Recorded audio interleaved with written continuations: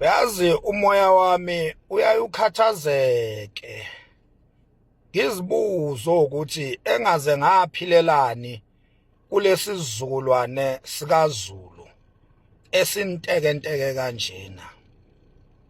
Engaze yindaba ngingaphilanga esizukulwaneni seLembe.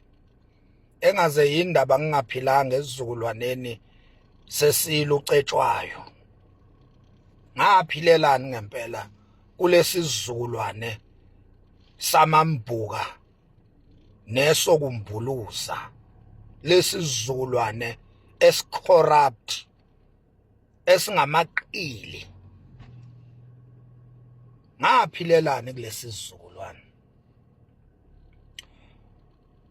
Indlunkulu kaZulu noMdlokombane bahlonza iNgonyama uZonda Magwala ukuba uye owayezothatha isihlalo sikaMdlokombane uma uMdlokombane ebuza noma ekhothama.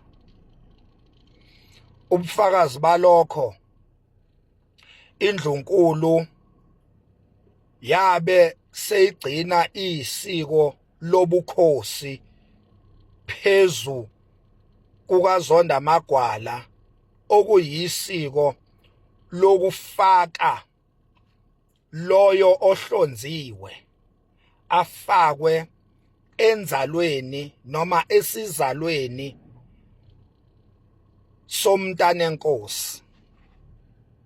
Indlunkulu yagcina isiko lokufaka uZonda Magwala esizalweni sikamntanenkosi njengohlonzwe indlunkulu kanye noMdlokombane owayehlele esihlalweni ukuthi uye ozothatha isihlalo. uZonda Magwala wayiswa eSwazini, eyiswa indlunkulu, wemukelwa ikhaya likaMntanenkosi, la uMntanenkosi edabuka khona ebukhosini baseSwatini. Wemukelwa uZonda Magwala, wenzelwa isiko lokufakwa kuMntanenkosi. Lelo siko libizwa ngani na? Libizwa ngokuhlonza. Ongahlonziwe indlunkulu kanye nohleli esihlalweni akenzelwa lelo siko. Emadodaneni kaMdlokombane ewonke iyodwa indodana eyenzelwa isiko lokuhlonza, leli ekufakwa kwaloyo ohlonziwe afakwe esizalweni sendlovukazi. Ngoba phela indlovukazi kuba umkaNkosi ozalwa ebukhosini. Angiphinde futhi lapho, indlovukazi kuba umkaNkosi naye odabuka ebukhosini. Yingakho ke uSontshiyasi, ningixolele uma ngilipronounce wrong lolo gama nina basoSuthu. Yingakho ke uSontshiyasi wayeyindlovukazi yasebukhosini basoSuthu kwaZulu. Ucetshwayo wafakwa ngalo lolu siko lokuhlonzwa, wafakwa esizalweni sendlovukazi ngoba unina, ubiological mother wakhe ucetshwayo wayengazalwa ebukhosini, kodwa indlunkulu kanye nowayehleli esihlalweni okuwumpande wamhlonza uLokhuza, wamhlonza ucetshwayo ukuba kube nguye ozongena esihlalweni. uCetshwayo ke ayikho inkosi yasoSuthu eyake yahlonzwa ikwi age kaCetshwayo. uCetshwayo wahlonzwa emncane kakhulu, ehlonzwa uMpande kanye neNdlunkulu yasoSuthu. Noma wayengazalwa, noma unina kaCetshwayo wayengazalwa ebukhosini, kodwa ngoba umunwe weinyandezulu zasoSuthu neNdlunkulu yasoSuthu kanye nowayehleli esihlalweni okuwubaba kaCetshwayo uMpande, benza isiko lokuhlonza ngokumfaka esizalweni seNdlovukazi uSontshiyasi.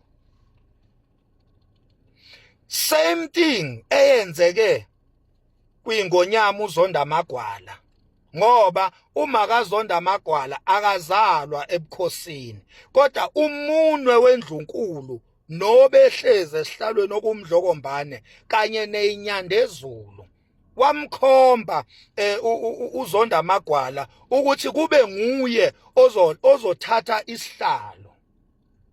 Ingakho-ke iNdlunkulu kanye noMdlokombane bamenzela isiko lokuhlonzwa uZondamagwala, bamyisa la kudabuka khona ilokhuze, la kudabuka khona iNdlovukazi uMntanenkosi, bamyisa khona eSwatini wayokwenzelwa isiko lokuhlonzwa. Uma sithi sithanda ubukhosi bakwaZulu, sikhuluma ngokumela amaqiniso alobo bukhosi, asikhulumi ngokumbhuluza, ngoba sibona ukuthi ibhodwe liconsa ngapha ebese siyambhuluza siyokhongozela. Cha, sikhuluma ngokumela iqiniso elikhokhayo noma elingakhokhiyo, ngoba siyo-enjoya kanjani inkokhelo esiyithole ngokumbhuluza.